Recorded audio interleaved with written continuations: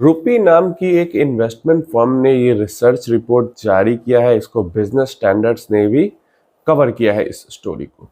तो यहाँ पे ये जो रिसर्च रिपोर्ट है वो हमें दिखाती है कि अगर हम एक लॉन्ग टर्म इन्वेस्टर हैं भारत के अंदर में, तो हमें mid cap and small cap को हम बिल्कुल अवॉइड नहीं कर सकते, और क्यों हमारे लिए बहुत ज्यादा जरूरी है mid cap and small cap के अंदर इन्वेस्ट करना। ये रिपोर्ट ज्यादातर जो इन्वेस्टर हैं वो स्मॉल कैप को अवॉइड करते हैं, नेग्लेक्ट करते हैं, उसको बिल्कुल कॉन्ट्रा व्यू है इस रिपोर्ट का।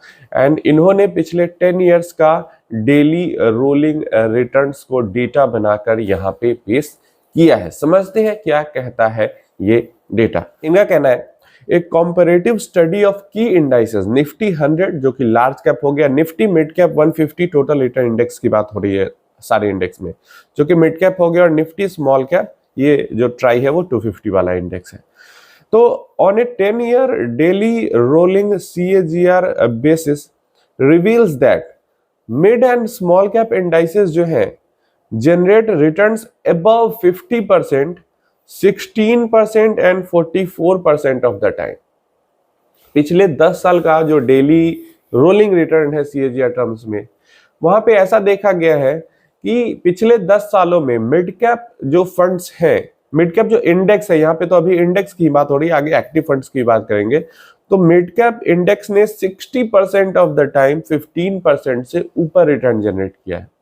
स्मॉल कैप फंड्स ने 44% ऑफ द टाइम 15% से ऊपर रिटर्न जनरेट किया है। और वहीं पे जो लार्ज कैप फंड है, इंडेक्स फंड, उसने 14%, 14% ऑफ द टाइम ही 15%, 15% से ज्यादा रिटर्न जनरेट किया। मिड कैप इंडेक्स ने 60% ऑफ द टाइम 15% से ज्यादा रिटर्न दिया है पिछले 10 सालों में रोलिंग रिटर्न टर्म्स में। स्मॉल कैप इंडेक्स ने 44% ऑफ द टाइम 15% से ज्यादा रिटर्न दिया है। एंड लार्ज कैप जो इंडेक्स फंड है उसने 14% ही है टाइम में 15% से ज्यादा रिटर्न दिया है, जो कि बहुत बुरा है। तो यहाँ पे इंडेक्स के अंदर हमें समझ में आ गया कि mid cap and small cap large cap से बहुत बेहतर रिटर्न दिए हैं last 10 years rolling return terms में। आगे समझते हैं। Mid and small cap indices outperformed large caps 98% and 69% of the time, underscoring the structural growth advantage embedded in this segment। तो इसी टाइम पीरियड में जहां पे जो रिटर्न्स में इतना अंतर आया है, उसी टाइम पीरियड में मिड कैप ने लार्ज कैप इंडेक्स को 98% ऑफ द टाइम बीट किया, मतलब लगभग 100% हो ही गया, हमेशा ही बीट किया मिड कैप ने। और स्मॉल कैप इंडेक्स ने लार्ज कैप इंडेक्स को 69% ऑफ द टाइम बीट किया है, ये रोलिंग रिटर्न्स मामले में लास्ट 10 इयर्स में CAGR टर्म्स में। रिटर्न्स भी ज्यादा दे रही है, बीट भी कर रही है लार्ज कैप को। अब चलिए आते हैं हम थोड़ा सा एक्टिव फंड्स का डेटा जान लेते हैं। तो ये जो 10 साल की बात हो रही है वो अप्रैल 2015 से दिसंबर 2025 तक की बात हो रही है। अब इस टाइम पीरियड में active mid cap and small cap funds delivered 15% CAGR returns, 60% and 64% of the time. समझ रहे हो? तो एक्टिव मिड कैप फंड और स्मॉल कैप फंड की जब बात आती है तो यही पिछले 10 साल के टाइम पीरियड में मिड कैप फंड्स ने, एक्टिव मिड कैप फंड मतलब जो जैसे नॉर्मल मिड कैप फंड्स है, हमारा मोतीलाल हो गया, HDFC mid cap, Nippon mid cap, Kotak mid cap, ये सब जो फंड्स हो गए, तो इनमें जो है averagely 60% of the time last 10 years में मिड कैप फंड्स ने, एक्टिव ने 15% से ज्यादा रिटर्न दिया है, और 64% of the time small cap ने 15% से ज्यादा रिटर्न दिया है। चलिए आगे आते हैं। जब लार्ज कैप फंड की बात आती है तो सिर्फ 10%, सिर्फ 10% लार्ज कैप फंड्स जो है एक्टिव कैटेगरी में, जिन्होंने 15% से ज्यादा रिटर्न दिया है। समझिए, सिर्फ 10% समय में लार्ज कैप ने 15% से ज्यादा रिटर्न दिया है, और वहीं पे मिड कैप स्मॉल कैप ने 60% प्लस टाइम में 15% से ज्यादा रिटर्न दिया है। तो कितना बड़ा ये गैप है ये हमें समझना है।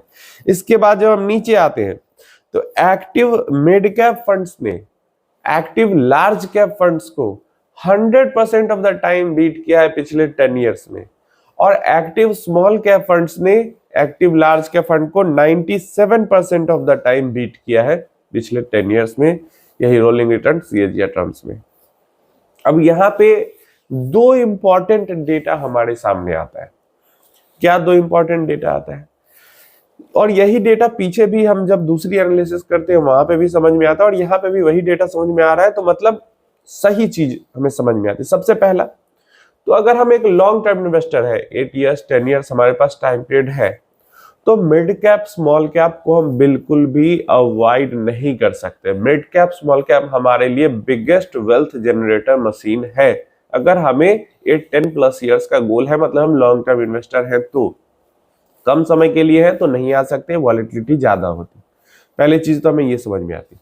दूसरी चीज क्या हमें समझ में आती है कि जैसे 15% प्लस रिटर्न्स की जब बात हो रही, तो जब हम इंडेक्स की बात कर रहे हैं, तो mid cap index almost 60% of the time 15% plus return generate किया है। लेकिन मिड कैप एक्टिव फंड्स की बात करते हैं तो वहां पे भी लगभग सेम ही सिनेरियो हमें देखने को मिल रहा है, 60% of the time he 15% plus return है। ठीक है, तो मिड कैप ऑलमोस्ट वही चीज हो रही है कि इंडेक्स के बराबर का ही परफॉर्मेंस एक तरीके से एक्टिव फंड्स भी दे पा रहे हैं एवरेजली। लेकिन स्मॉल कैप्स की जब बात होती है तो इंडेक्स ने सिर्फ 44% ऑफ द टाइम 15% से ज्यादा रिटर्न दिया है, लेकिन जब एक्टिव स्मॉल कैप फंड्स की बात आती है तो 64% of the time mid cap को भी बीट कर दिया इन्होंने 15% प्लस रिटर्न जनरेशन में। वैसा क्यों हुआ? मैं हमेशा आपको कहता हूं जब भी मैंने वीडियो बनाया है कि मिड कैप में डेफिनेटली आप चाहो तो इंडेक्स के अंदर कर लो या एक्टिव फंड्स के अंदर लो, परफॉर्मेंस वैसी ही रहती है लगभग एवरेज। लेकिन स्मॉल कैप इंडेक्स के अंदर इन्वेस्टमेंट नहीं करना है, स्मॉल कैप कैटेगरी में एक्टिव फंड्स के अंदर ही करना है। रीजन क्या मैं देता हूं, पास्ट जो लंबे समय का डेटा है वो ये दिखाता है कि एक्टिव फंड्स का जो एवरेज रिटर्न है वो 2-3 पॉइंट से इजीली बीट कर देते हैं इंडेक्स को, और 2-3 पॉइंट्स लंबे समय में बहुत बड़ा मार्जिन बना देते हैं। और इसका भी रीजन ये होता है कि इंडेक्स सिर्फ 250 स्टॉक्स का बस इंडेक्स है, और क्योंकि स्मॉल कैटेगरी में ना, स्मॉल कैप्स में जब इन्वेस्ट करते हैं तो दिमाग का इस्तेमाल करना ज्यादा जरूरी होता है, सिर्फ एल्गोरिदम पे बेस्ड इन्वेस्टिंग नहीं कर सकते। प्लस एक्टिव फंड्स के पास ऊपर के 250 स्टॉक छोड़ के नीचे कहीं भी इन्वेस्ट कर सकते हैं, तो बहुत बड़ी opportunity active small cap funds के पास खुली रहती है, जो कि स्मॉल कैप में इंडेक्स के पास नहीं होती है। तो वही सेम चीज हमें यहाँ पे भी दिख रही है कि एक्टिव स्मॉल कैप फंड्स बहुत बढ़िया परफॉर्म कर रहे हैं दूसरे इंडेक्स और एक्टिव फंड्स के मुकाबले में। तो ये भी जो स्टडी है वो हमें क्या दिखाती है? ये स्टडी हमें ये दिखाती है कि बेशक हमें लार्ज कैप स्टेबिलिटी जरूर प्रोवाइड करता है, लेकिन वेल्थ जनरेशन की जब हम बात करते हैं तो हमें mid cap and small cap, अगर लॉन्ग टर्म इन्वेस्टर है तो हमें घुसना ही होगा उधर।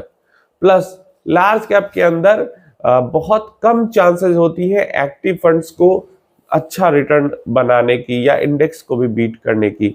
लार्ज कैप के अंदर अगर हम निफ्टी 100 इंडेक्स के अंदर भी इन्वेस्ट कर लेते हैं तो जितना मिलना चाहिए उतना रिटर्न मिल जाता है। एक्टिव फंड कोई बहुत ज्यादा तोरम फोरम परफॉर्मेंस लार्ज कैप में लास्ट 10 ईयर्स में नहीं दिखा पाए। हाँ, इक्का दुक्का एक्टिव फंड्स, वही बात है ना, इक्का दुक्का 30-40 फंड में से 2-4 फंड करेंगे अच्छा परफॉर्म, तो फिर एवरेज तो खराब ही होगा।